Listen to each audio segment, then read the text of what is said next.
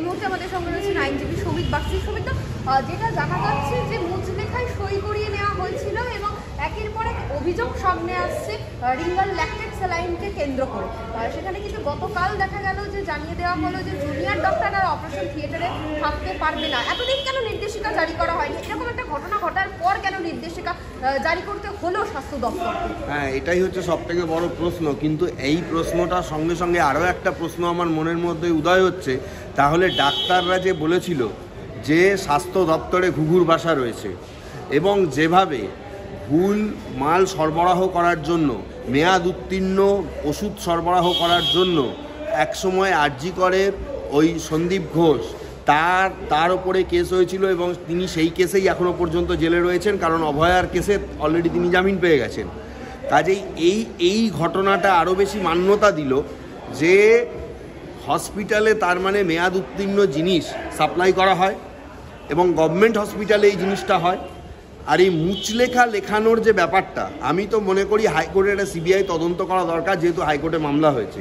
কাদের কথায় মুচলেখা লেখানো হয়েছিল এবং মুচলেখায় কী লেখানো হয়, কেনই বা মুচলেখা লেখানো হলো, এইগুলো জানার দরকার রয়েছে। তার কারণ হচ্ছে যে যদি অপারেশন ক্রিটিক্যাল হয়, আমরা জানি অপারেশনের আগেই মুচলেখা লেখানো হয়, তাহলে হঠাৎ করে কী এমন ঘটনা ঘটলো আফটার দ্য অপারেশন তাদেরকে দিয়ে আবার মুচলেখা লেখাতে হলো? যদিও তারা সাফাইতে বলছেন যে দ্বিতীয়বার অপারেশন করার জন্য, কিন্তু এর মধ্যে সর্ষের মধ্যে ভূত নেই তো? এই জায়গাটা দেখার ভীষণভাবে দরকার রয়েছে। এবং স্বাস্থ্য দপ্তরের দিকে বারবার যে আঙুলটা উঠছে যে সেখানে জাল মেডিসিন থেকে শুরু করে জাল ইকুইপমেন্ট সাপ্লাই করা হয়, সেই ঘটনাটার আবারও প্রমাণ দিল এই ঘটনা। আর আপনি যেটা বলছেন জুনিয়র ডাক্তাররা, দেখুন জুনিয়র ডাক্তাররা তাদেরই স্বাস্থ্য দপ্তর নিয়ে সরব হয়েছিল অভয়ার ওই রকম একটা ধর্ষণ মার্ডার হয়ে যাওয়ার পর। এবং আমরা দেখেছি স্বাস্থ্য ভবন থেকে শুরু করে আমরা দেখেছি কলকাতার ধর্মতলায় পর্যন্ত তারা আন্দোলন করেছে। কয়েকদিন আগেও তাদের আন্দোলন করতে দেখেছি, আমরণ অনশন করতে দেখেছি পুজোর সময়। সুতরাং তাদের যা বক্তব্য, কার্যত সরকার সেটাকে মান্যতা দেওয়ার পরও সরকার কোনোই কাজ করেনি এবং সেটা তাদের অভিযোগ ছিল। আজকে যদি দেখা যায় যে কোনো জুনিয়র ডাক্তার এইটার প্রতিবাদ করতে পারেন বা তিনি এইটার বিষয়ে যদি কোনো প্রতিবাদ করেন বা যদি কিছু বলে ফেলেন, সেই জন্য আজকে এরকম নির্দেশিকা জারি করতে হচ্ছে। পরিষ্কার বোঝা যাচ্ছে যে স্বাস্থ্য দপ্তরে ঘুঘুর বাসা রয়েছে। মুখ্যমন্ত্রী যাই বলুক না কেন, অন্যান্য দপ্তরগুলোর মতনও স্বাস্থ্য দপ্তরে কিন্তু আমূল পরিবর্তন দরকার, যেটা কার্যত মুখ্যমন্ত্রী আশ্বাসের পরও কিছুই হয়নি। ওই কয়েকটা প্যানিক বটন আর কিছু বসানো ছাড়া, সিসিটিভি বসানো ছাড়া আর কিছুই হয়নি। এবং কার্যত বোঝা যাচ্ছে যে সরকারি যে হসপিটালগুলো, সেই হসপিটালগুলোতে মানুষের জীবনের চিকিৎসার কোনো দাম নেই।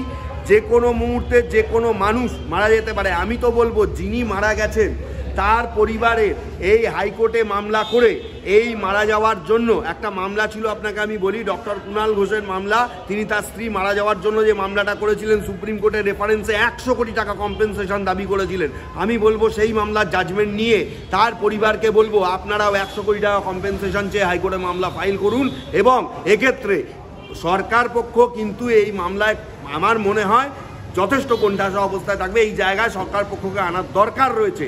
এই ধরনের ঘটনা আমার রাজ্যে যদি দিনের পর দিন ঘটতে থাকে, কারণ এর আগেও আপনারা দেখেছিলেন একটা গ্লাভস, কতগুলো গ্লাভস এই আরজি করেই কতগুলো গ্লাভস এসেছিল, যেগুলোকে বলা হয়েছিল মেয়াদ উত্তীর্ণ। অনেক ডাক্তাররা অনেক কিছু বলেছিলেন।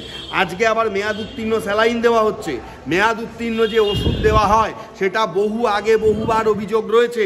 একজন সিনিয়র ডাক্তার এই আরজি করেরই, তিনি রিটায়ারমেন্টের আগে একটা তার জমি সংক্রান্ত মামলায় আমার সাথে যোগাযোগ করেছেন। এই মানে অনেক পুরনো ঘটনা। তিনি বলেছিলেন যে আমরা পেশেন্টদের পরিষ্কার বলে দিই যে তোমার পেশেন্টকে যদি বাঁচাতে হয় এই ইঞ্জেকশনটা কিনে আনো, এই ওষুধটা কিনে আনো, কারণ এই হসপিটালের ইঞ্জেকশন বা ওষুধ যদি আমরা পুট করি তাহলে তোমার পেশেন্ট মারা যেতে পারে। বেশিরভাগ ট্যাবলেটের মধ্যে চকের গুঁড়ো থাকে। এগুলো ইনভেস্টিগেশন হওয়া দরকার আমি মনে করি, কারণ কিছু অসৎ লোক রয়েছে, অসৎ কিছু মানে কি বলবো সাপ্লায়ার রয়েছে এবং এর মাথা স্বাস্থ্য দপ্তরে বসে রয়েছে। আর সুপারগুলোকে মনিটরিং করা দরকার। কোনো জায়গায় সুপার 6 মাসের বেশি স্থায়িত্ব হওয়া উচিত নয়। তবেই এই ধরনের জিনিসগুলোর ওপরে সরকার রাশ আনতে পারবে। না হলে কিন্তু জনগণের জীবন আরও বেশি আরও বেশি কনজাস্টেড হয়ে যাবে, আরও বেশি কষ্টকর হয়ে যাবে।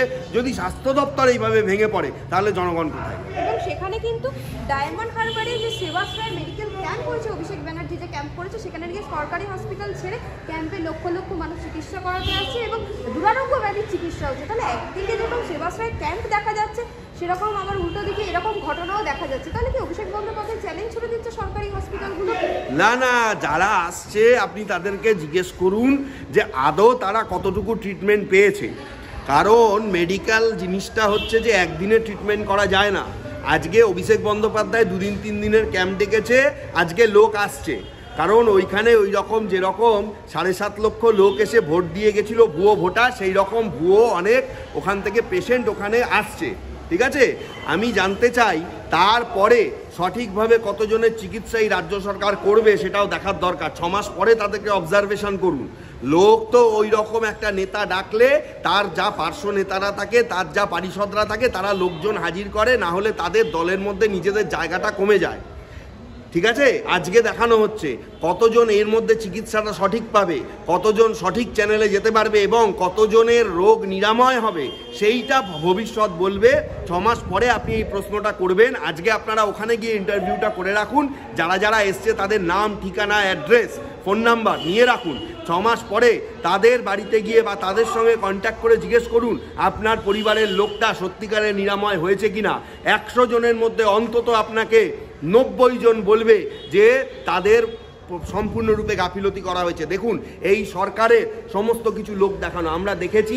ভারতবর্ষের কোনো নেতা, মন্ত্রী বা বিশেষ করে আমার রাজ্যের যে শাসক দল, তারা কোনো কিছু ডাকলে এরকম লোকের ঢল নেমে যায়, কিন্তু পরবর্তীকালে সরকারে সেটা নিয়ে আর কোনো টনক নড়ে না।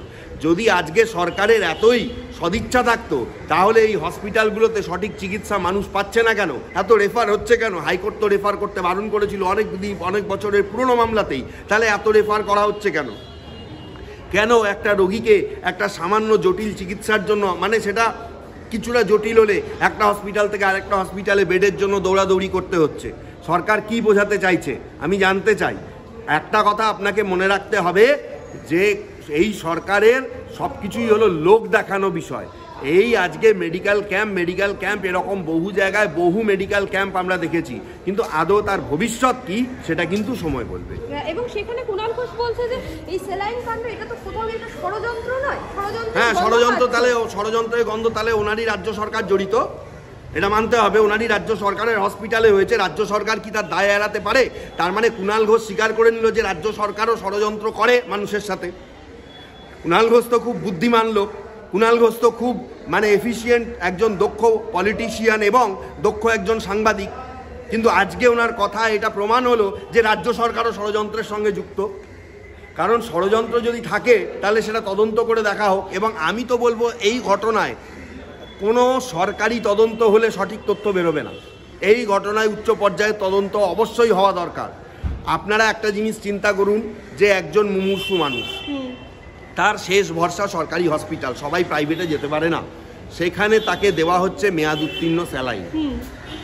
যদি সেই স্যালাইনে একজন অলরেডি মারা গেছে, একজন প্রসূতি, তিনি একটা নতুন জীবনের জন্ম দিতে যাচ্ছেন, তাকে দেওয়া হচ্ছে, আরও কয়েকজন মৃত্যুর সঙ্গে পাঞ্জা লড়ছেন। এই পরিস্থিতিতে দাঁড়িয়ে তাদের পরিবারের অবস্থাটা কীরকম, বা যিনি মারা গেলেন বা যে প্রসূতি মারা গেলেন, আমি জানি না যে তার ভবিষ্যৎ, তার সন্তানের ভবিষ্যৎ, তিনি তার সন্তানের জন্ম দিতে পেরেছেন কিনা। যদি পেরে থাকেন তার সন্তান আজকে একটা কিভাবে মানুষ হবে তার মাকে ছাড়া সারা জীবন। এগুলো মানুষের বিবেক থেকে ভেবে দেখার দরকার রয়েছে। এবং সরকার অমানবিক একটা সরকার, অমানবিক সমস্ত দিকে। চুরি, চিটিংবাজি, চাকরিতে চুরি, ঠিক আছে, বনমন্ত্রী হিসেবে বনের দুর্লভ গাছ চুরি করে বেচে দেওয়া, এইসব তো অভিযোগ ছিলই। ঠিক আছে, কাগজপত্রের টেন্ডারে চুরি, সব জায়গায় চুরি। কোন জায়গায় চুরি নেই? আমি আপনাকে বলবো, আমার কাছে একটা মামলা এসেছিল, সেই মামলাটা আমি নোটিশ করেছিলাম, পরবর্তীকালে সেই লোকগুলো আমার সাথে যোগাযোগ করেছিল, সেই মামলাটা হয়তো ফাইল হবে।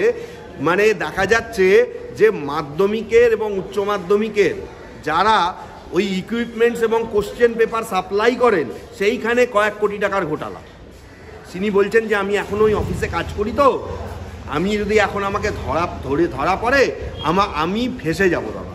ওই জন্য আমি রিটায়ারমেন্টের পর মামলাটা করব, তথ্যগুলো আপনাকে আমি দিয়ে রাখলাম। যাই হোক, তো সব জায়গাতেই এই জিনিসটা রয়েছে, কোথায় নেই আপনি আমাকে একটা জায়গা দেখিয়ে দিন যেখানে চুরি চামারি সরকার করে না। এইখানে যেভাবে ভুল এবং খারাপ ইকুইপমেন্ট সাপ্লাই করা হচ্ছে, আপনি কোনদিন এই ওষুধ নিয়েও শুনতে পাবেন, ভালো ভালো ওষুধ হসপিটালে থাকে না এবং ওষুধ অনেক জায়গায় চলে যায়। এই যে সন্দীপ ঘোষের মতো লোকরা যে এখনও বসে আছে বিভিন্ন হসপিটালে, এবং স্বাস্থ্য দপ্তর যে ঘুঘুর বাসা এবং ডাক্তারদের কথা মেনে যে স্বাস্থ্য সচিবকে এখনও পর্যন্ত সরানো হয়নি, মুখ্যমন্ত্রীও পর্যন্ত তাকে সরাতে পারেননি বা মেনে নিয়েছিলেন যে কিছু দুর্নীতি রয়েছে, এবং মুখ্যমন্ত্রীও যে সম্পূর্ণ মিথ্যা কথা বলেছিলেন। কুণাল ঘোষ তাহলে এটা জবাব দিক, ডাক্তারদের সামনে বসে, জনগণের সামনে বসে, নিজের বাড়িতে রাজ্যের মুখ্যমন্ত্রী বলেছিলেন তাদের সমস্ত দাবি দাওয়া মেনে নেওয়া হবে। সেই দাবি আজকে কার্যত কেন মানা হচ্ছে না, এর জবাব আমরা তৃণমূলের মুখপাত্র কুণাল ঘোষের কাছ থেকে আমরা চাই। এবং আমি এইটুকুই বলবো যে মামলা ফাইল হয়েছে, যথেষ্ট ভালো মামলা ফাইল হয়েছে। আমি বলবো কম্পেনসেশন চেয়ে, এই মামলাতে কম্পেনসেশনের পার্ট যুক্ত করে 100 কোটি টাকা কম্পেনসেশন প্রত্যেকটা পরিবার ওখানে চেয়ে এই পিটিশন করা উচিত।